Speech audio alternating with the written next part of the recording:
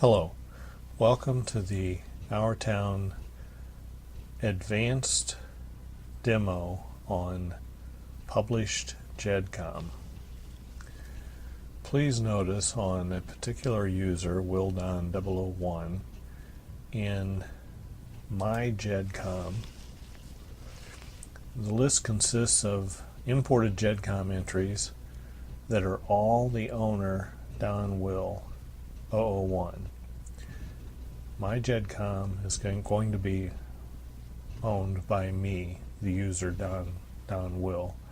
Now my sister or uncle may have an user ID and they may have imported the same Gedcom files.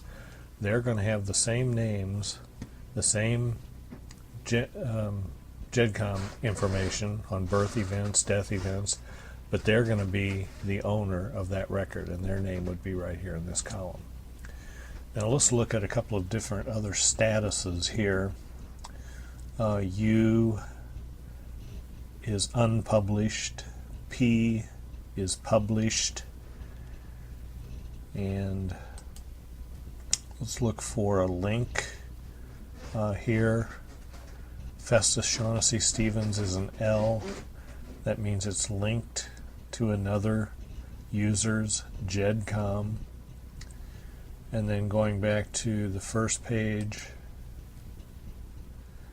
some of these are M, status M, which means they're the master, and somebody else's Gedcom is linked to this Gedcom, which makes this the master, and the other ones are subordinated.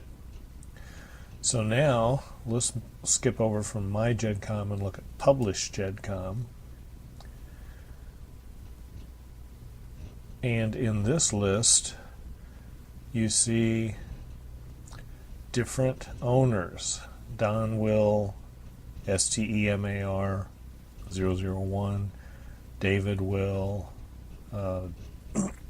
Some of the other pages will be Dan Will. So what we have here are published Gedcom entries of possibly the same people. Here are two for Festus Shaughnessy Wilson, but one's owned by STMAR and the other one's owned by Will Dave.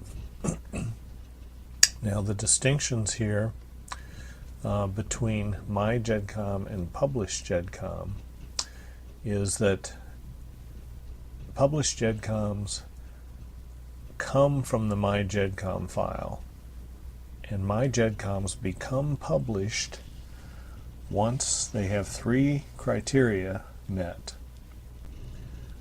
They have a death date,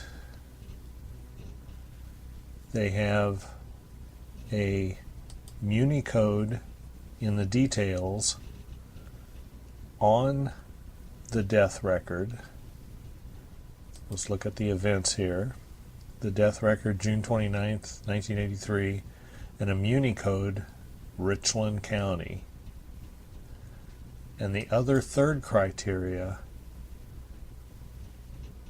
is that there's actual media associated with this Gedcom. So you have three criteria for a MyGedcom to become a published Gedcom: a death date, a death location, and media. And then there's three different distinct kinds of published Gedcom or Gedcom. There's unpublished Gedcom, there's published Gedcom, which has those three criteria: death date, death location, and media. And then there's linked Gedcom, which means that they're published but linked to another published Gedcom. And then there's a master, which means it's the master with other subordinated published Gedcoms linked below it. Let's take a look at that, for instance. Betty Lou Wachtel, view details. It's a master published Gedcom.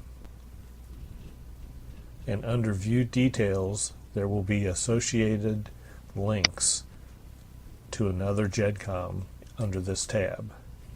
So you can see that there are other Betty Lou Wilson Gedcoms, one owned by Andrew Wilson and one owned by Dan Wilson that are linked to this master Betty Lou Wilson owned by Don Wilson.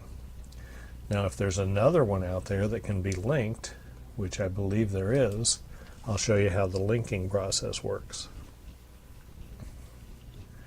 Here's the Betty Lou master owned by Don Will, and further down the list is a Betty Lou Wachtel owned by Dave Wilson.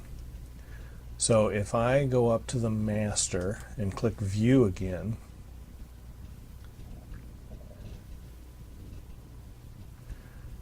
and I want to associate that Dave Wilson Betty Lou Wachtel to this one, I add Gedcom to master.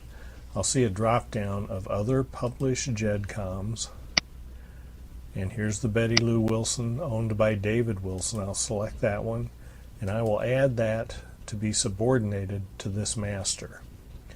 Now what we have here is a mailbox unavailable, which is an error of the server because the server is trying to send an email to Dave Wilson to say that your Gedcom has been linked to another master. But we'll see that after the system refreshes here.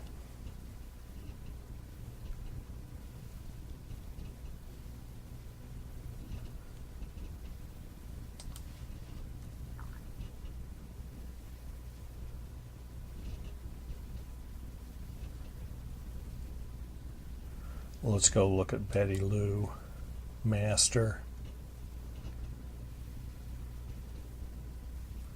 and we should see